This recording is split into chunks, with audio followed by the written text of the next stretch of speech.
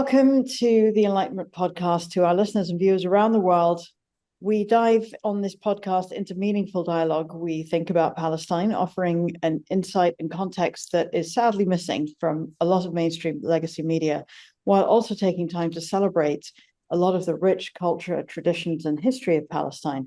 Today, we have a wonderful guest with us, Omar El-Akkad, the award-winning Egyptian-Canadian journalist and novelist, whose viral tweet about Gaza became a New York Times bestselling book, exposing Western complicity in Palestinian suffering. And he's here to discuss Palestinian liberation, dismantling Zionist propaganda, and the pursuit of justice. Omar, welcome to the Enlightenment Podcast. Thank you so much for having me.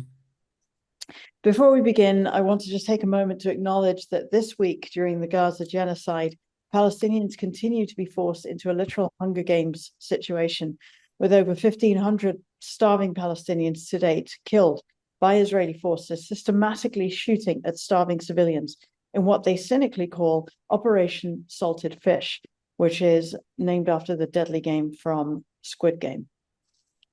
It's hard to even say that with a straight face, but with over 57 children this week have died from malnutrition, and 3/4 of Palestinians in Gaza, that's millions, are facing a catastrophic food shortage at the moment.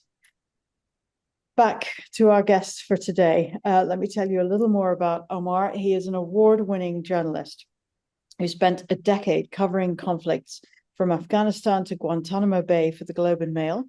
He is the author of the BBC acclaimed novel American War and Giller Prize-winning What Strange Paradise, and now author of the explosive nonfiction debut, One Day, Everyone Will Have Always Been Against This, a searing indictment of Western complicity in Palestinian genocide that has been shortlisted for the 2025 Palestine Book Awards, despite the professional costs that he has sometimes paid for speaking this truth.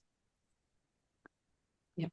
And also, just to add, Omar's courage in speaking truth to power caught our attention, and his willingness to risk everything, including his career, to expose the moral bankruptcy of Western institutions. We wanted to invite him. So, Omar, ahlan, and lovely to have you here. Ahlan biki. Thank you so much for letting me be a part of this. It's our pleasure, believe me. Omar, let's start with your journey from Cairo to Doha to Canada. And you grew up watching your dad survive under Egyptian military rule. Then you were taught, I believe, as an 8-year-old in Qatar to write thank you letters to American soldiers during the Gulf War. Could you talk about these kind of very strong visual moments? And how did they shape your understanding of power and resistance? Yeah, absolutely. Thank you again for having me. I appreciate it. I talk about this in the book. My dad had originally gotten a job offer in Libya, of all places.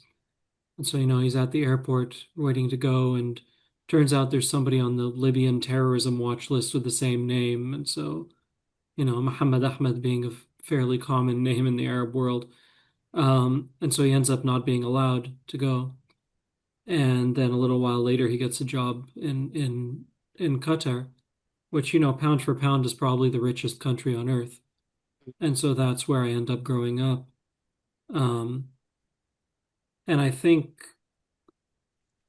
of the many things that did to me, and it's shaped, it's shaped every facet of my life. Nothing I've ever achieved or accomplished will ever have as much impact on the trajectory of my life as a random case of mistaken identity at the airport in Cairo 40 years ago or so. And so it forces me to think a lot about luck. Nothing about the trajectory of my life comes close to being the sort of central determinant in the way that luck does. And that was a very generous introduction that you gave earlier, but in truth, I've risked nothing. What have I risked? My career's in jeopardy. Nobody knows who the hell I am. I've written two books and now a third one. It's not, predominantly I often say this, I live on the launching side of the bombs, which is an incredible piece of privilege. such that the word risk doesn't really apply to me relative to what I suspect we're going to spend most of the time talking about today. I know nothing about risking anything, or about consequences, or about suffering, compared to the human beings who are being slaughtered on the other side of the planet with bombs paid for by my tax dollars. And so I think more than anything else, growing up in a place like Qatar puts you in a situation where you have to try really, really hard to be oblivious to the mechanics of luck and the way they can render your entire existence and the existence of everyone around you as part of a caste system. And I know full well that I'm over here, the locals are over here, the white folks are over here, the Indians and the Pakistanis are down there. It is fully understood by everyone involved. This endemically racist system, and like all of these caste systems, built overwhelmingly on luck of the draw. Yeah, absolutely. Well, that's a good way into, I think, your book. As a fellow novelist, I'm always interested in those moments that kind of shape our worldview or change it significantly, shatter it sometimes. In your book, One Day Everyone Will Always Have Been Against This, you describe the precise moment in October 2023 when something broke in you while watching Gaza being bombarded, realizing, as you said, that your tax dollars are funding those bombs. Can you tell us a little bit more about that moment? What were you feeling there? What broke, and what happened to you afterwards? I mean, I think what broke is something that, if I was slightly less spineless, would be something that would have broken much, much earlier, when I saw the things I saw in Afghanistan, or when I saw the things I saw in Guantánamo Bay, or essentially everything I and everyone else lived through in the war on terror years. You could see the same fractures, you could see the same hypocrisy, you could see the same imposition of a caste system. But for the majority of my adult life, I was able to ignore that. More to the point, I think I was able to compartmentalize it, to look at every one of these instances and say, well, this is just this moment, this is just this situation, this context, so on and so forth. And I think what happened very quickly after October of 2023 is that my ability to compartmentalize has essentially been obliterated. I mean, I say without hyperbole that this is the most blatant act of evil that I think I've witnessed in my lifetime. And there's always going to be these disingenuous arguments of, why don't you focus more on Sudan? And why don't you focus more on the Congo? By people who do not care about Sudan or the Congo in the slightest. By people who are just trying to get you to shut up about this.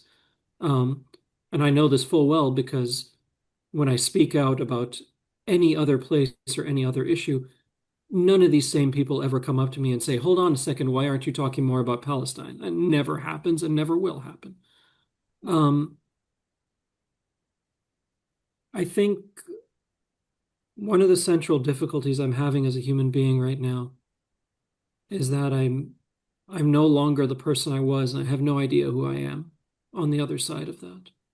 And I can point to you to individual instances after which I was a different human being.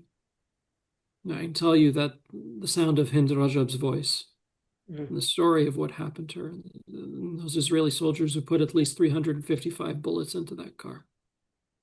I was a different person on the other side of that. I don't know who that person is yet. I haven't had much time with him. I haven't spent that much time with him.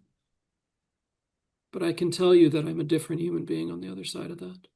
I can tell you that I'm a different human being on the other side of watching a toddler scream for help on the top of the rubble of what used to be his apartment building as his sister is split in half behind him by the force of the blast. Not only am I a different person on the other side of that, I don't know how anyone else isn't, right? I don't know how you continue to function having seen something like that. For the majority of my adult life, my recurring stress dreams, I don't dream that often, but when I do, my recurring stress dreams were about being back in college and forgetting that I had enrolled in a class. And now it's coming up to exam time, and what am I going to do? Right? My stress dreams now are of starving kids. When I dream, that is the overwhelming imagery. And so, it's not even a matter of a kind of ideological shift.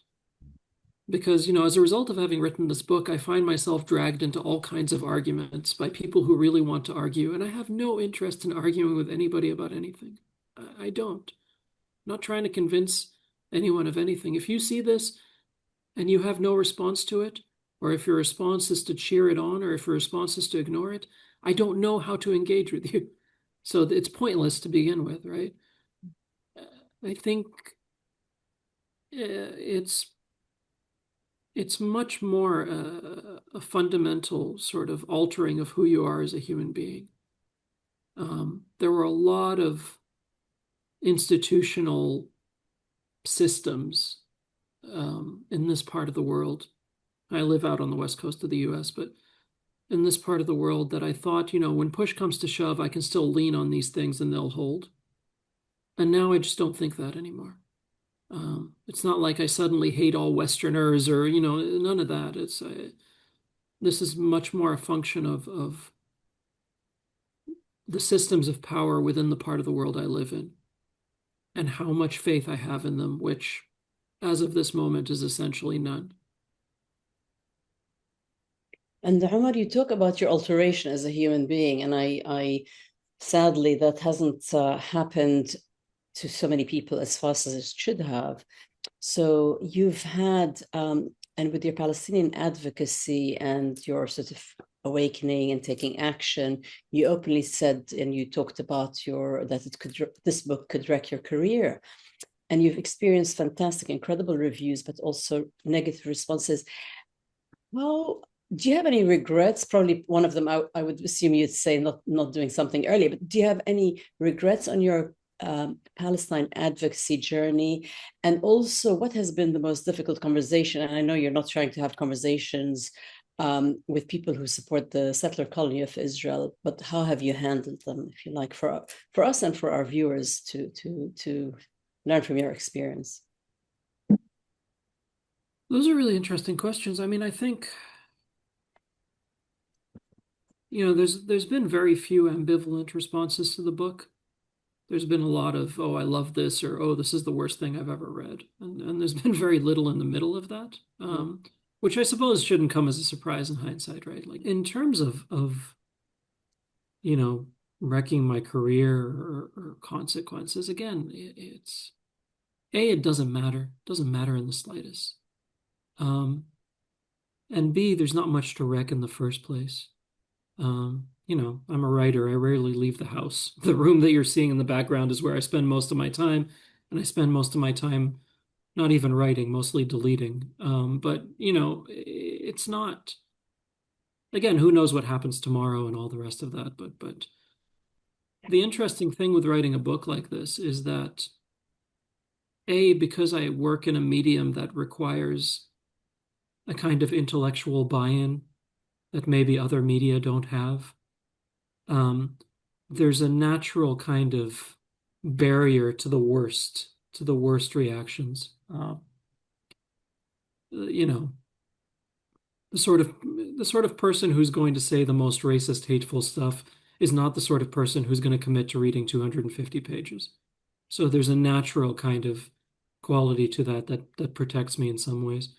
To this day, I mean, the worst hatred I've got was for a Guardian op-ed that I wrote a few years ago. That it was the tamest thing about what it means to be a brown guy living in this part of the world. And I think because people could just read the headline and kind of, gloss over it, that doesn't exist so much with books. So that's a level of protection. The other is that, I'm not Stephen King. I'm not selling millions of copies. So you have a natural kind of barrier there. But also, I think I make clear enough what I stand for or stand against, that a lot of folks who seem to make it their life's purpose to throw the same ad hominem attacks at anyone on the internet don't bother with me, which is a relief because nothing comes of that, right? I mean, nothing useful comes of that. I get dragged into a lot of auxiliary arguments between other people. It's the main reason that I'm not on social media anymore. It wasn't even that hatred was being sent my way. I was being CC'd on arguments between two human beings I've never met. You know, but again, that sort of stuff just feels so trivial. It feels so incredibly trivial. The thing I've been repeating over and over again in every interview, every time I talk to anybody about this, is that there's a sense right now, at least on my part, that nothing is enough and everything matters. And so, I wake up every day and I'm more dejected than I've ever been in my life. And I know that there's nothing I or anyone else can do to bring back the likely hundreds of thousands of human beings who've been murdered so far in this genocide. And I know that most of the traditional avenues for quote unquote resistance in this very privileged part of the world I live in are almost by design toothless. This notion of, well, make sure you vote the right way in the next election. Write your congressperson, write your senator. This stuff is just there's an inherent impotence to it. And it would be very nice to believe that I live in a world where that's sufficient, right? Where the problems we have and the disagreements we have are sufficiently addressed by me making an angry phone call to my constituency office. But we're living in the middle of a goddamn genocide. Yeah. And so, I don't. Well, I don't know what the sort of. Sorry, please go ahead. No, I was just going to say, I totally think that's exactly why it is important to have books like yours to be able to have this discussion on a podcast. Maybe it's worth something, maybe it's not, but as you say, there is a big missing link there because all the traditional levers that we've been told we can pull, call your congressperson, call your, they're really too slow in the middle of a genocide. But I'm sorry to interrupt, but I just wanted to ask you about your work as a conflict journalist, because as you say, you covered Afghanistan, Guantánamo Bay, I think, the Arab Spring. So you're aware of the system that exists in terms of, even manipulating journalistic language in order to sanitize violence, depending on who's perpetrating it. When it comes to Palestine specifically, what's the most damning piece of evidence you've uncovered, do you think, that destroys this Western narrative about a rules-based order? Or what do you wish people just understood and got? Yeah, I mean, I haven't discovered a damn thing. Palestinian journalists have made clear over and over again the many, many failures at an institutional level within journalism in this part of the world. And I say this as somebody who only ever really had one job in his life, I was a journalist for 10 years. That's the only real job I've ever had. And I love journalists, and I love that profession. I think it's capable of doing immense good in the world. But every profession that is capable of doing immense good in the world is also, by necessity and by definition, capable of doing immense evil, because there's an inherent power. Yeah. And journalism has immense power. And one of my bosses used to say that newspapers don't tell you what to think, they tell you what to think about. I'm not sure I believe that. I think one of those is definitely true, but I suspect the other one is true as well. And so to me, the sort of, it's hard for me to pick a single instance or a single example and say this is the most damning, because all of it is damning. The use of passive language alone, you could teach a graduate course on linguistic cowardice through examples from just the last week, right? Starvation finds Gaza. Was starvation using Google Maps? Was it driving around trying to find, it would be hilarious if it was a different context, right? It would genuinely be funny if it wasn't so horrific on the ground. Um, and it's not, it's like everything else to do with Palestine. It's a two-way street. It's not just that Palestine is the lab where all of this is tested, the same way the drones are tested, the same way the surveillance is tested. It's that a person from other parts of the world finds echoes there as well. I mean, I can't tell you how many times I've read a story about a black person being shot by cops in the US where the bullet found its way and collided with a motorist. You know, it was an officer involved shooting. So that alone, I think, is a pretty glaring example, and it's one of so many, right? The other is this fascination with a kind of non-existent neutrality. You see this in the New York Times coverage, right? How many senior New York Times editors have I heard say, well, we're upsetting everyone, so that's how we know that we're. No, first of all, I don't care who you're upsetting or not upsetting. I care about the story, right? Are you actually telling the story of what happened, right? And when you get yelled at by the government of a nation that is engaged in genocide, and you immediately run away with your tail between your legs, and then you get yelled at by dozens upon dozens of journalism professors for running a complete garbage article that helped essentially manufacture consent for this genocide, and you do nothing about it. That doesn't mean you can pat yourself on the back and say, well, everybody's angry at us, therefore we must be doing something right. That's not good enough.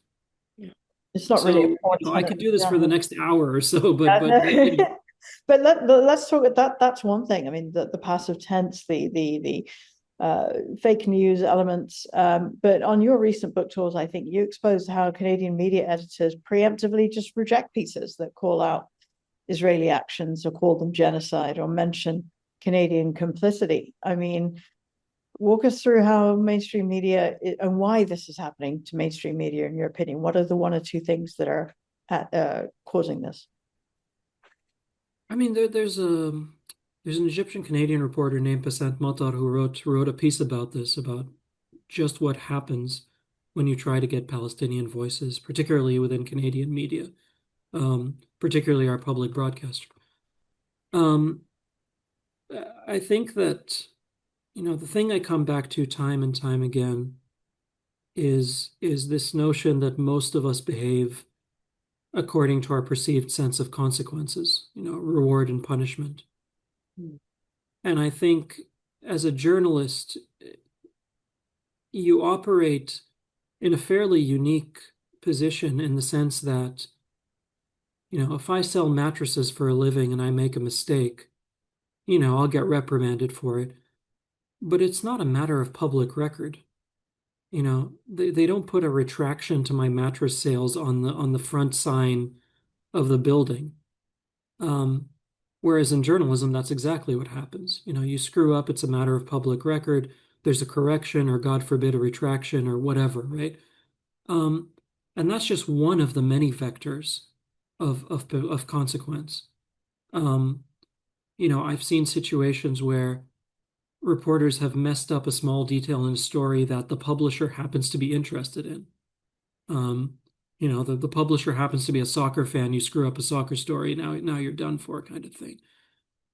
And so the thing I keep coming back to is this obligation that I think every journalist has to think about how they would write the story in a vacuum where none of these consequences existed, and how they write the story under these conditions and with these consequences in place.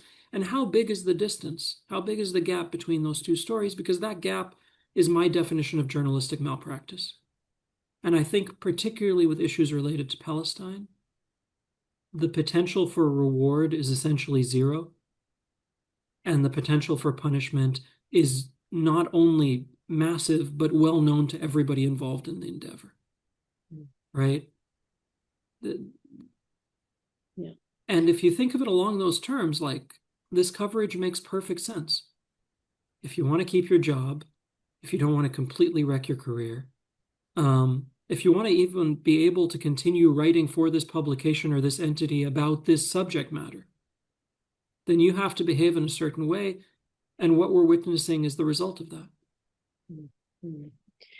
Omar, also, let's talk about the Zionist propaganda, because it feeds into the sort of the distance as you talk about.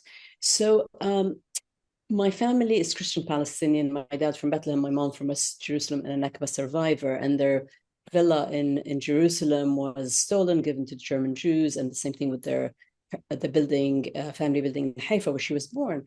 But yet, up till now, the narrative is that the Palestinians voluntarily left. And as far as we're concerned, as Palestinians and as people in the world can see, we call it the Nakba al-Mustamirra, which is the continuous, ongoing Nakba. It's never stopped. The ethnic cleansing continues. The land theft continues, as we see throughout the West Bank, Gaza, everywhere. So, but if we don't address history, and a lot of people say, well, why do you keep talking about history? But we are living that history. It hasn't stopped. It's a continuation. So it's really important to expose those Zionist lies once and for all. And of course, to stop the ethnic cleansing and the Gaza genocide. So what's the best way, do you feel? Because, you're a journalist, you're a writer, and, words matter. So what do you feel is the best way to expose once and for all these lies, and to try to make a difference, if you like? It's a fascinating question. I don't know that I have a satisfactory answer, so much as a series of modes that I operate in. And I don't know if they're the most effective. I genuinely don't. But, I was thinking about this in terms of how little of these narratives you've described are unique to this situation, and how many of them are hallmarks of colonialism across history. The country I live in essentially would not exist were it not for the genocide of the indigenous population. More than 90% of the indigenous population of this continent wiped out. It would not exist geographically without that, and would not exist economically without the enslavement of the Africans who were brought here to essentially create one of the most, genuinely profitable economic systems in history, because it's incredibly profitable to enslave people and not pay them for their work. That's a trite thing to say, but it's the basis of this country. And so many of the narratives you've described are essentially almost word for word, with the specific details changed, used throughout the history of this country. Because fundamentally what you're talking about is a narrative that must find ways to reword the central obligation. And the central obligation is that there's a group of people whose existence is an inconvenience to us. And so how can I get them to narratively disappear, which is always a precursor and a central component of getting people to physically disappear.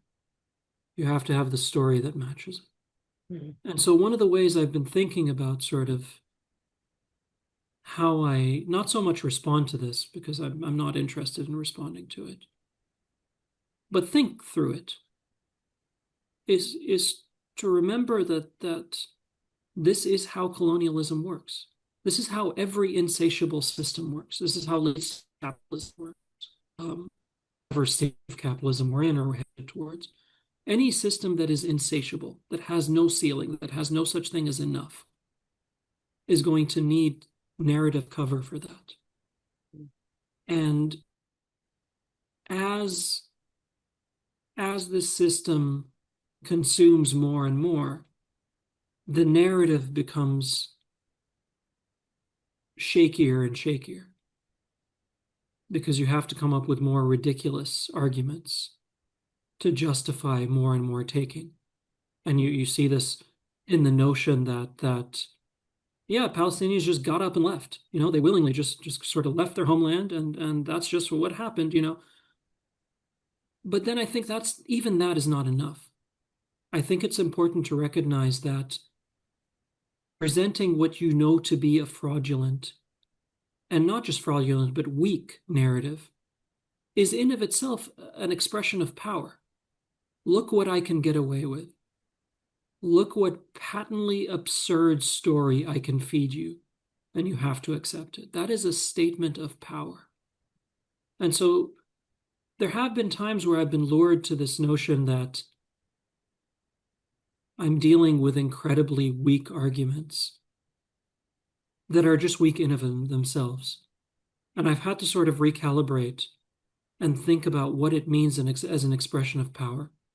Now, I hired my own fact checker for this book. I freaked out about every detail. And that, again, is an expression of the absence of power. Because I have seen human beings go talk to the New York Times and spout complete and utter nonsense with complete and utter confidence. And that is an expression of power. So I've sort of had to think about that. And finally, sorry, I'm rambling here, but in terms of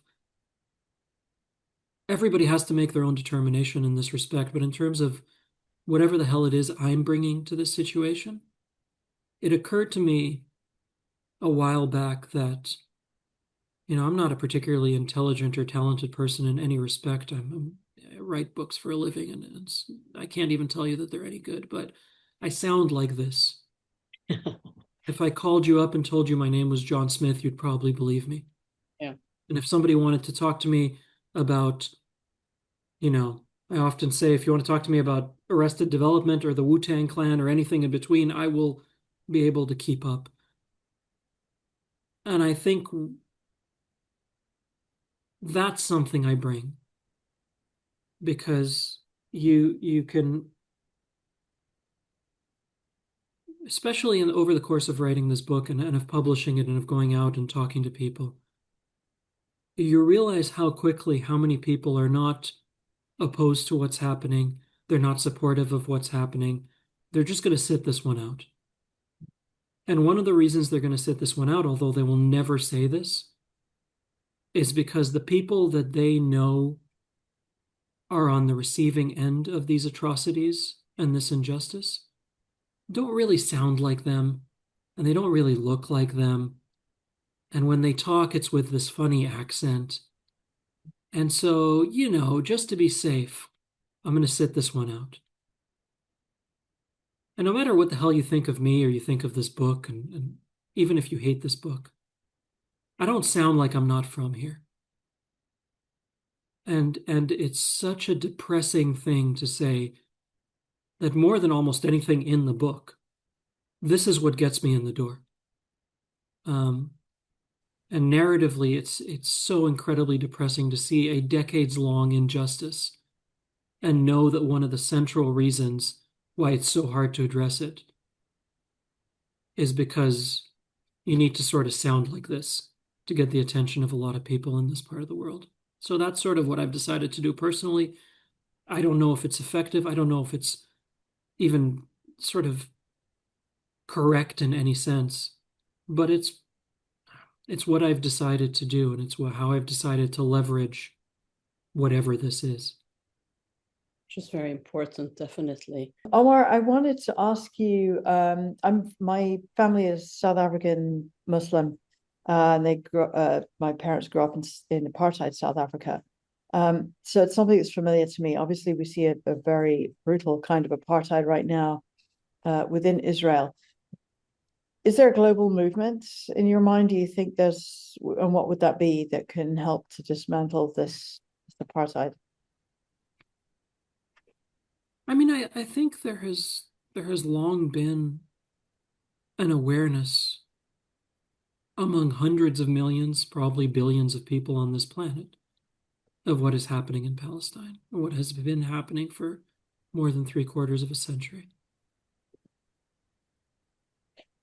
Overwhelmingly, the reason we're in this situation is because a very small handful of the most powerful nations on earth are essentially on the side of the colonial power. And that's always been the case. So I think what we're seeing right now is certainly a heightened awareness. Um, there's this tendency, I think, among some folks in the United States, for example, to believe that there's this moment where cops started killing black people in this country, and it just happens to coincide with when the cell phone camera came out, you know, and you have to sort of think like, no, this was happening before. We just don't have a record of it in the same way, and I think a similar situation is unfolding here, where you know anyone who has been remotely engaged or decided not to look away from the treatment of Palestinian people knows full well that the deliberate targeting of children, that shooting people either in the head in deliberate executions or in ways that cause lifelong debilitating injuries is not new. That keeping people by the millions in open-air prisons is not new. That forcing them to use different roads and take different buses is not new. And, there's, I think, a natural human desire to get angry at this notion of when somebody comes around to something that's been happening for a long time. And I wrote this novel called American War that to me was never about America. It was very much an overlay onto America of someone else's story. And, the middle of that book takes place in a camp for internally displaced Americans, and it's called Camp Patience. And everything that happens in that chapter, in that section, particularly the massacre at the end, is based on the massacre at Sabra and Shatia. So Sabra is the Arabic word for patience. That's where Camp Patience comes from. And of course, no one in the US got this reference because they're not taught about Sabra and Shatia in high school. It's not a thing, right? But you find yourself in the situation where your reference points are different than somebody else's. Fine, I can live with that. And to be perfectly honest, in a pragmatic sense, I don't care when somebody comes around to seeing this for what it is. Because the thing that consumes me the most right now is putting an end to the slaughter. And in that respect, I have no interest in engaging with the politicians whose decision-making and whose positions are actually going to have the most impact on doing this. They're going to be forced to change their positions. And the way they're going to be forced is through mass movement of people. And so that's where if I derive any hope at all, it's that. I have no interest in debating any of the politicians who I was thinking about when I wrote the title of this book. You're seeing it right now. You're seeing it with these incredibly disingenuous promises to recognize a Palestinian state. Maybe in the future, if there's a ceasefire, also they have to be demilitarized. And you see how incredibly disingenuous it is. But even setting all of that aside, why are you doing this now? Did you just develop a conscience? No, you're being pressured into it. Because every Saturday you're looking out your window and you're seeing thousands and thousands of people out there. And so that to me is the central vector here. Yeah. Not that these politicians are suddenly going to develop a soul. Yeah, absolutely. Sorry to interrupt, Amr. And just for our audience, the Sabra and Shatila it's the massacre of Palestinians in Lebanon in 1982, and with the Israelis watching and enabling it, just for those who don't know. Omar, you also said that Western institutions are now reputation laundering firms. Can you discuss what you mean by that, and why it's important to sort of make statements that make people uncomfortable, and what are your thoughts on that? Yeah, I mean, to give you an example of what I'm talking about, and this is the most trite example, but it happens to be the arena that I operate in. I have sort of successfully managed in the last 2 years to wreck my relationships with virtually every literary organization that I've ever associated with. And on one hand, who cares, right? On one hand, it's fine. But the reason I bring it up is because there's been a really interesting sort of almost flowchart as to how the wrecking of that relationship happens. And it generally goes something like this. There is a vague sort of undercurrent of acknowledgement in all the conversations you have with the people who run these institutions. And I'm talking about, oh, it's such a hard time right now, or like the world is in such a bad place. It's sort of very deliberately ambiguous acknowledgement because they're talking to a brown guy. And so they're like, he's probably pretty pissed off right now. So, and that sometimes filters into the institutional response. So, you have an organization that's supposed to protect journalists, and every day it becomes more and more embarrassing to be the administrator of that organization because journalists are being slaughtered at a rate that is essentially unmatched in modern history. And you have to keep silent about it, and your silence is becoming deafening. And so eventually you might put out a statement being like, we support all journalists everywhere, or, just something to try and avoid calling the thing what it is. Banal. And really, it's shocking that the journalists in the Western world haven't supported their fellow journalists and followed what the rules of engagement feel like, seeing how Palestinian journalists were being slaughtered and are still being slaughtered every day. Yeah, and I mean, this leads to the sort of second step of that flowchart, right? Which is eventually enough of your own rank and file members tell you, what the hell are we doing here? And so this is what happened, and this is the beginning of the deterioration of that relationship that I'm talking about. And it's not because of the facts on the ground. The thing that causes offense in every one of my experiences with these organizations is not the slaughter of human beings. It's not the clear violation of whatever mandate you claim to stand for. It's the absence of civility. It's when you're impolite about it. It's when you push a little too much. So, I was on the advisory board of this organization that, again, has as its direct and official mission statement the protection of writers and journalists, and said almost nothing for the better part of 2 years. And eventually I left the board. And one of the reasons I left, in addition to the fact that they weren't saying anything and I didn't know what the hell we were doing at that point, right? Why even bother calling ourselves an organization at all, is also because I knew that they probably were never going to have a meeting of the advisory board because I was on it and a person from another literary organization with whom I'd gotten into a very public feud was also on it. And so they were terrified of how awkward and uncomfortable that meeting was going to be. I'm sure they deny this if you ask them, but I would bet my last dollar that that is the reason we did not meet for 2 years. Wow.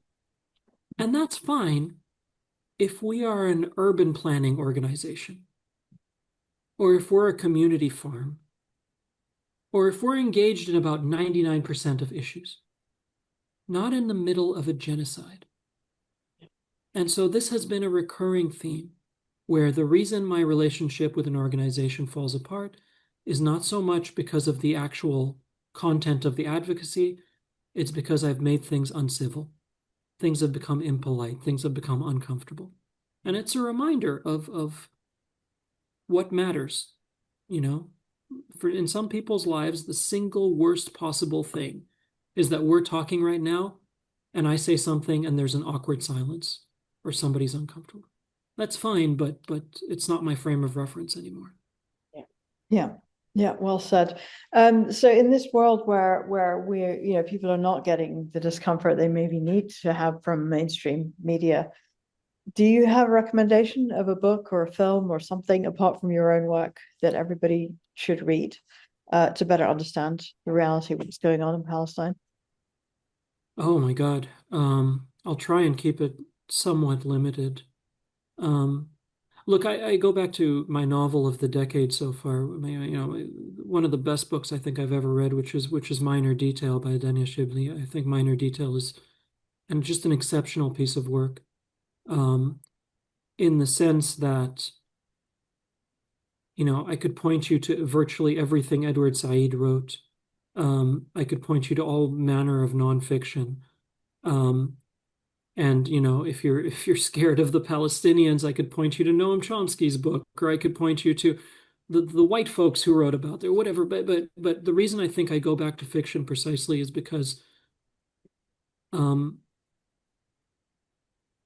there's this thing that James Baldwin once said.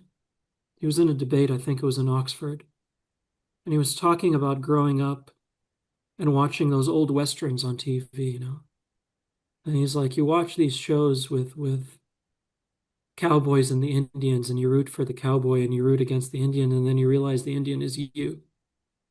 And I think one of the central facets of dehumanization that is almost a prerequisite for every other manner of violence is to say, these people have no stories. They might have a set of facts, but even those are contested. But they certainly don't have stories. Because the admission that a culture or a people might have stories carries with it every other facet of that people's humanity. And so I'm constantly drawn to novels like when I mention Minor Detail, or when I mention Velvet, for example, which is another exceptional novel, I am deliberately going into the realm of fiction, precisely because I think this implication that a people have no stories to tell is just such a prerequisite to every other facet of dehumanization.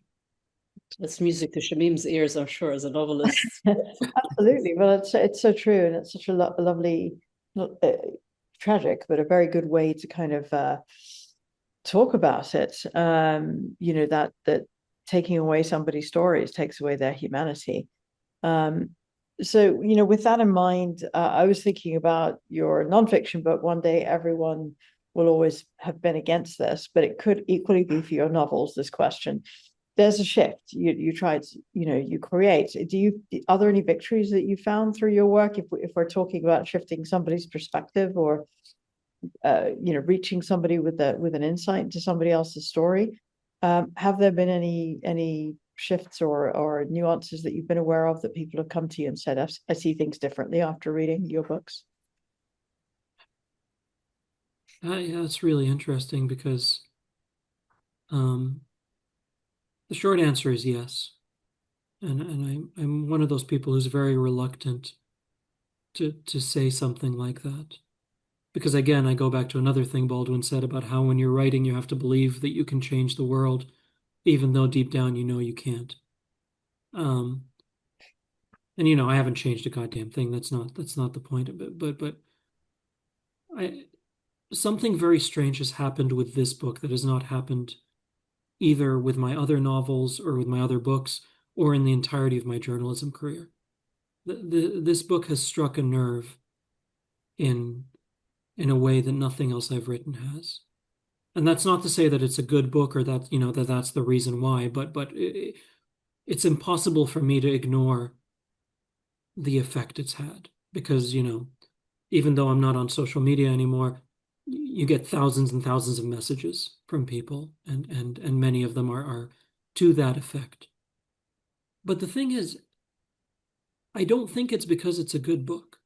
And I think that, and I've seen this over the 4 months I spent on the road touring for this book, there is something fundamentally crazy-making about sitting around watching the worst things imaginable, right? Watching children being slaughtered by the tens of thousands, watching grown-ups be slaughtered by the tens of thousands, and knowing that you have to refer to the children first because you are in a society where those people over there, as soon as they're adults, are immediately assumed to be terrorists, so who cares if they die? So let me talk to you about the kids as well, because maybe you'll care if I talk about the kids, right? There's something crazy-making about witnessing this every single day and being told that if you oppose this in any way, you are the bad guy. And so, more than anything else, and I do think that in time, this book will be thought of as quaint, as fairly tame. Compared to the level of rage that I've seen everywhere I go, I think it'll be thought of as tame. But I do think that the central effect it has had since it's come out is as a kind of steam vent, as something that just comes out and says, you're not crazy. At the very least, you're not alone. And every book event I've done, somebody has come up afterwards and just said, this is the first space. This is the first space where I can talk about this, where I can think through it with other people. Because if I try to talk about it at work, I'll get fired. If I talk about it with my friends, they'll stop being my friends. And so that sense of release, I think, has been the single greatest factor in getting people to change something. I've gotten notes from Trump supporters who are like, oh, this is the first time I've thought about it this way, that sort of thing, and that's fascinating to me. But I don't know how permanent any of that is. They might read a different book tomorrow and change their mind again. But I do think this notion of just the release of not feeling like you're losing your mind has been, at least for me, worth the price of admission. Yeah, no, and I think you're right, because even Tucker Carlson, and we're seeing a whole bunch of people on the right and who are Trump supporters are all waking up to the sort of brutal racist ideology called Zionism, and we not to be conflated with Judaism, but it's at its core. Israel is an apartheid settler colonial ethno-supremacist project, which is what we talked about. And as you said, there's no place for this kind of evil ideology in the world, but it is happening, and it continues to happen.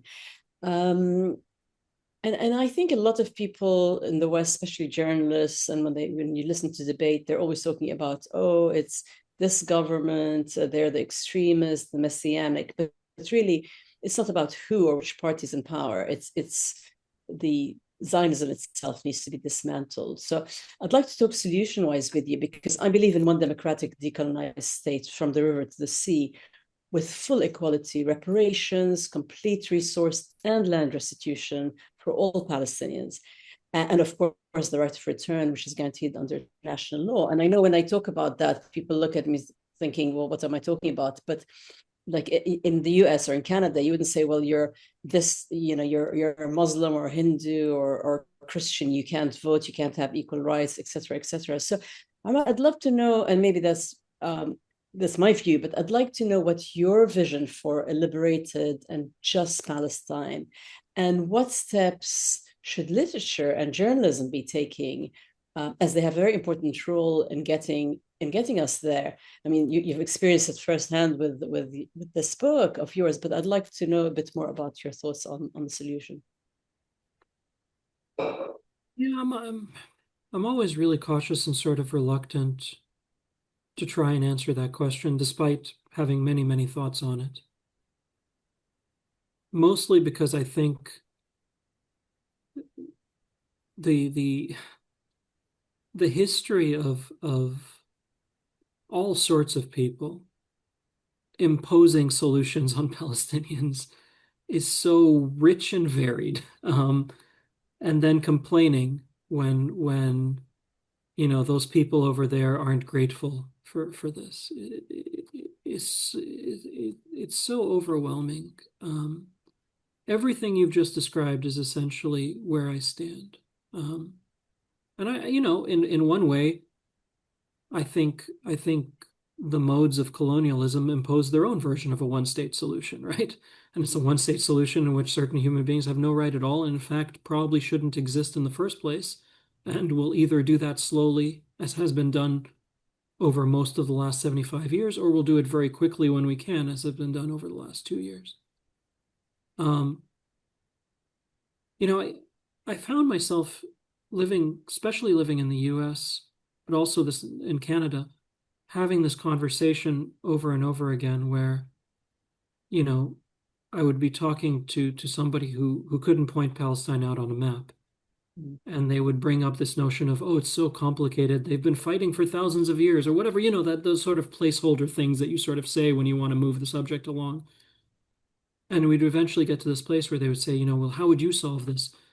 And I would bring up many of the things you have brought up, this notion that I mean, this isn't unique to Palestinians. People generally want to live in a place where you have equal rights.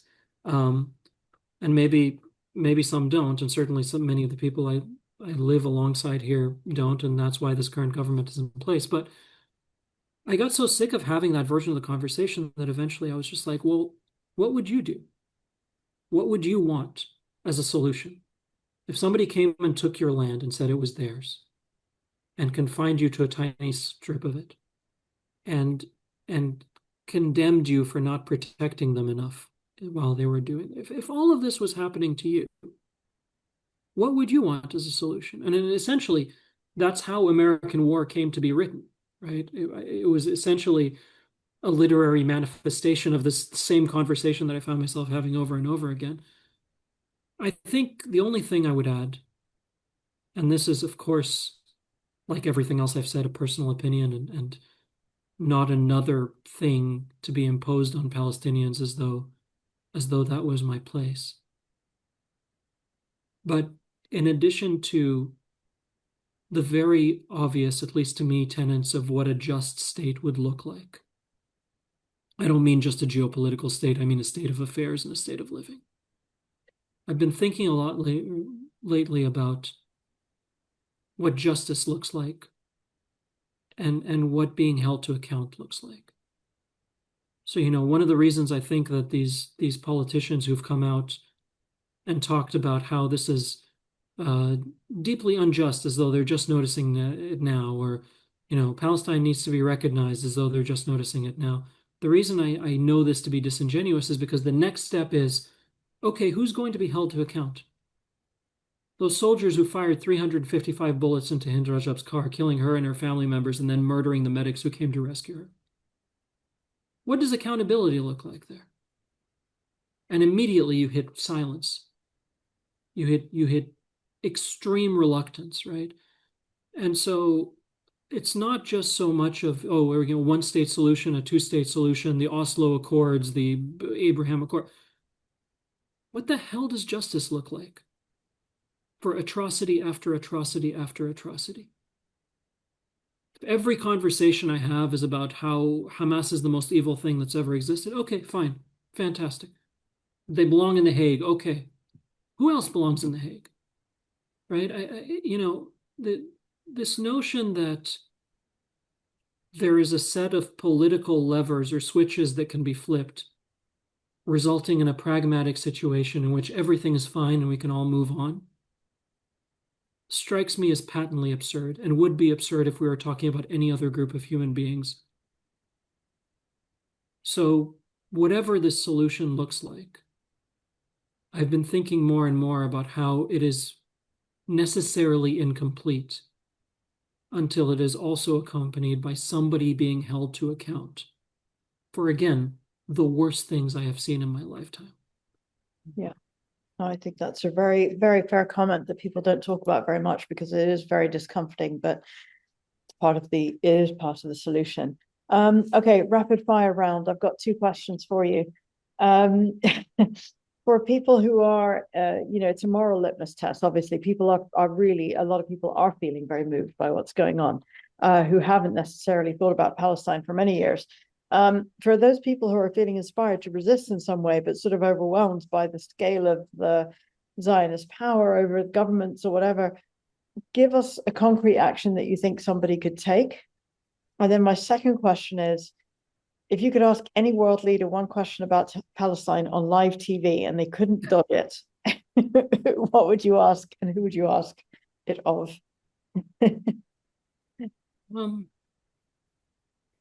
So in terms of the answer to your first question, I'll give you a few concrete actions because, like I said, it feels like nothing is enough, but everything matters. If you live in the West,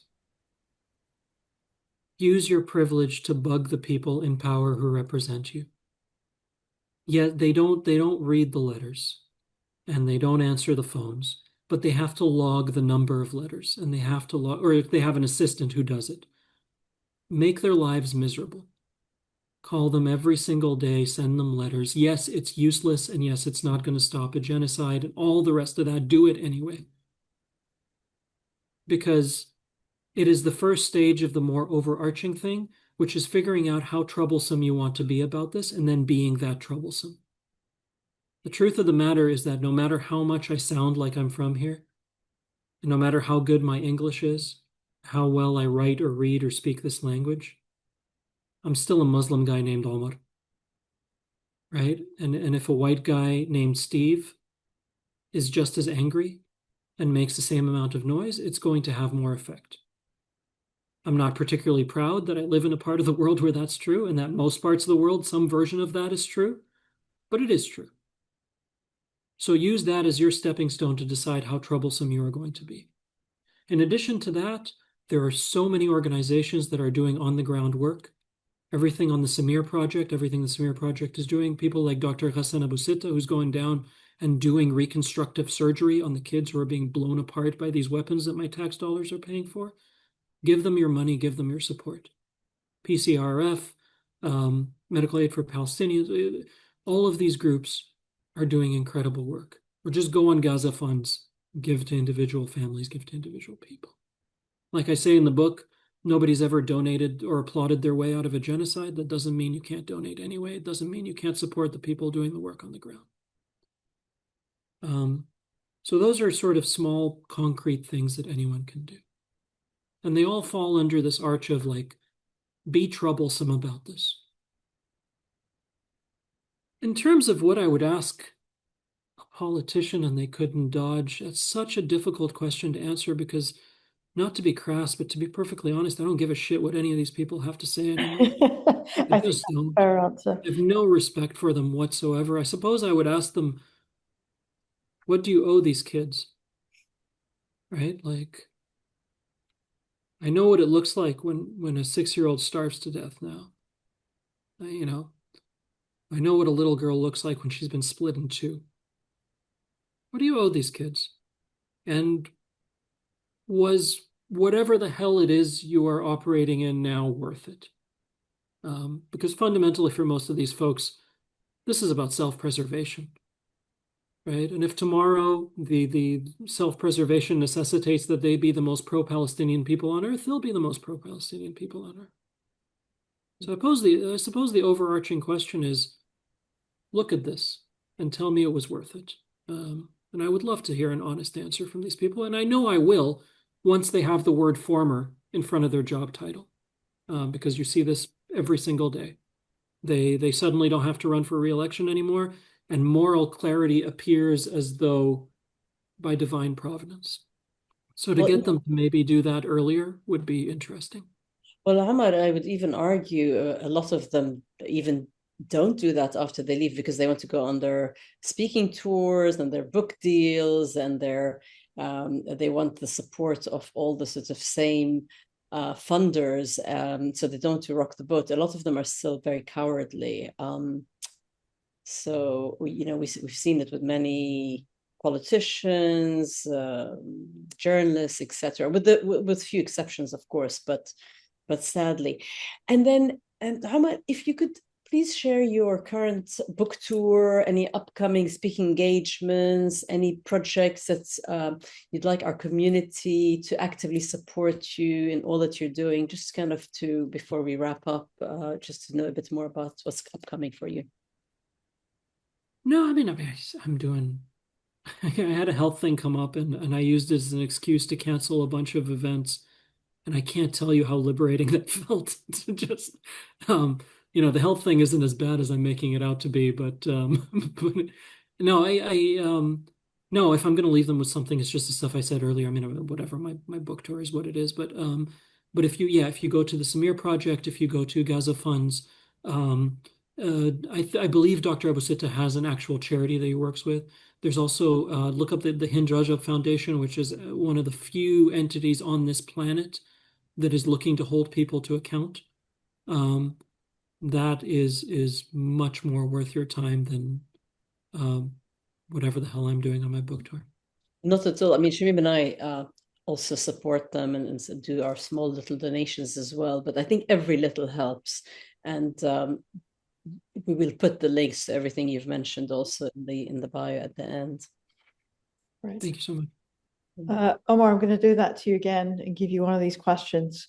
What's the one memorable message or non-negotiable message you would want every listener to carry forward about this standing with Palestine and this whole world that we're living in, this against the pressure to remain silent? What would you want to share as a message?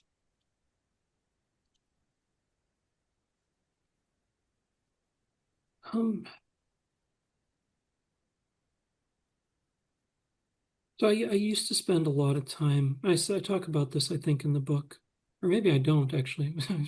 Once you put it out into the world, you stop reading it. But a lot of times I would find myself arguing with people on this side of the planet where I would say something like, this is coming for you. I went to Afghanistan and I saw the light armored vehicles, and then I went to Ferguson to cover the protests and I saw the light armored vehicles, except they were now being used by the police force. And I would say, the surveillance of Palestinians, this constant surveillance is coming for you.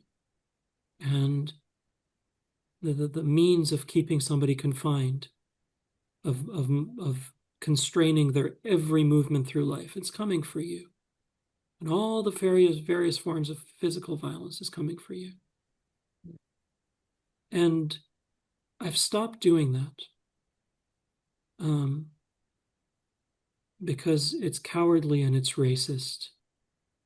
And it appeals to me because I think it might work. But what I'm actually saying every time I make that argument is, yes, but it's going to happen to a real human being one day. And that's why you should oppose it. It's going to happen to somebody whose life actually matters. And so, the lasting message, and this is in the book somewhere, if I could leave with one, is that even if that drone just executes that one Palestinian kid and then never comes to your door, that doesn't make it any less evil. The reason to oppose this is not because it's coming to you next. It's because if you don't, you are jettisoning your own soul. And once that's gone, it's not coming back. And so, that's the message I try to sort of leave people with. But it often feels much easier to say, no, but it might happen to somebody who matters one day, and that's why you should do it. It isn't. You do it because otherwise your own conscience will atrophy.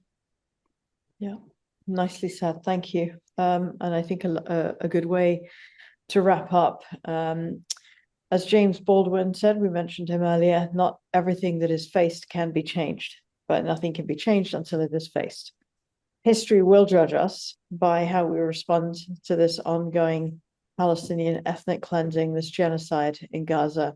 And it is really our collective responsibility to speak out and take action. If that's hard, we understand, but consider it. Because if you've enjoyed today's episode, at least take a moment to like it, to share it, and subscribe. Your engagement really does amplify these voices like Omar's, grounded in humanism and justice and truth. And we believe in that kind of enlightened activism here at the Enlightenment Podcast. So, Omar, thank you for joining us today. Thank you for your moral courage and your solidarity for Palestine. That was my pleasure. Thank you for having me. And also, just to wrap as well, stories and representation matter. Stay informed, stay engaged, speak up, and most importantly, take action for justice for Palestine, because it's justice for all. Our collective voice is making it change. So in solidarity and with appreciation, see you next time. And Omar, shukran, and thank you for everything you do for Palestinian justice. ألف شكرا. مع السلامة.